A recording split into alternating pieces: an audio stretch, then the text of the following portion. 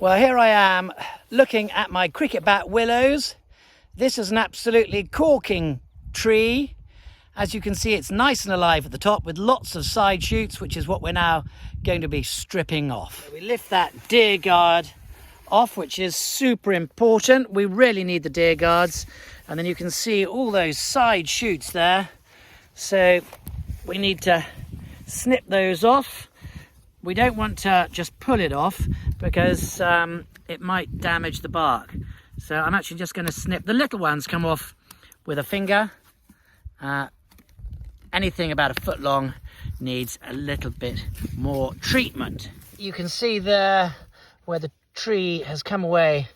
So I'm going to heel that in just to keep the moisture in more than anything else, because these trees are susceptible to drying out and then dying. Now the tricky bit is pulling it down, because that's quite big.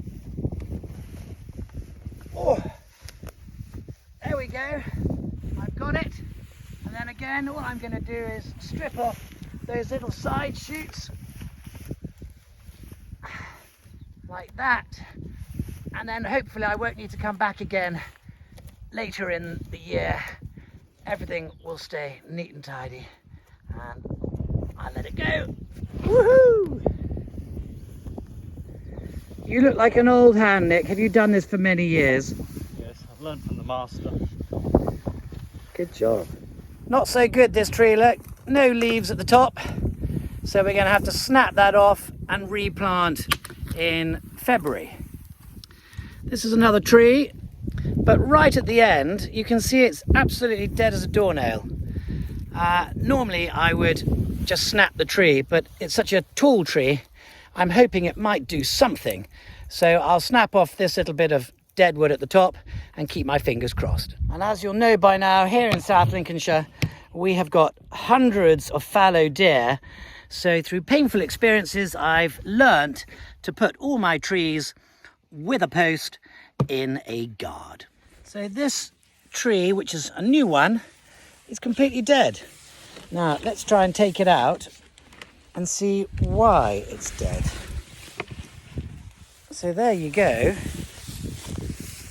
Well, no roots there at all, absolutely nothing. And look, it's only, that's the bit that's wet. That's the bit that's been in the ground. So it hasn't been put in deep enough. And that's the reason that is a dead one. Well, I'm just looking. We've got the dead tree from last year. And now we've got this tree here, which is not looking perfect at the top. And it does just occur to me that these trees cost me about 60 quid to buy and plant, stake and guard. So I really do need my £1,000 per tree in 20 years time. I'm not really counting my labour stripping the side shoots, and I need to do this for about 4 years. But really quite a lot of these trees die, and it's more than 10%. So it is a fairly expensive form of farming, but you know, there is the ditch. This is a lovely floristic margin. So things really should work, and it's just a complete mystery when they don't.